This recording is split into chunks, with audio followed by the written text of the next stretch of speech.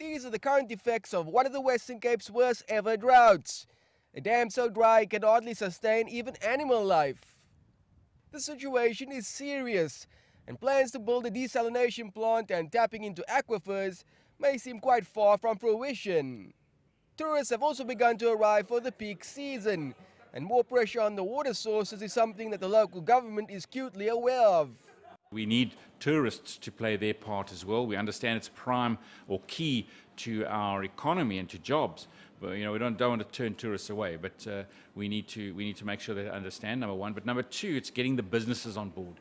And a number of the businesses have really gone that extra mile. They are looking at their own system of water management, making sure that they keep the water usage right down.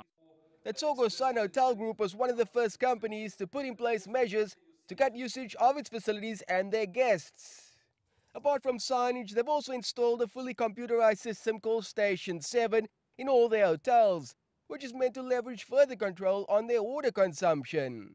It does monitor the amount of water that's being utilized by each hotel.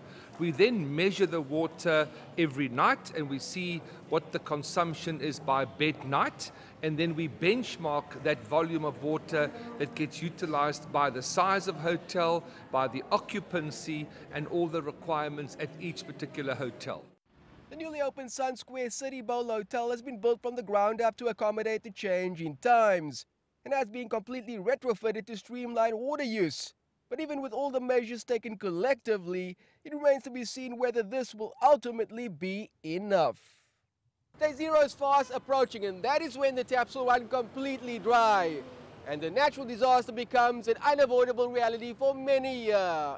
Andrews, CGTN, Cape Town.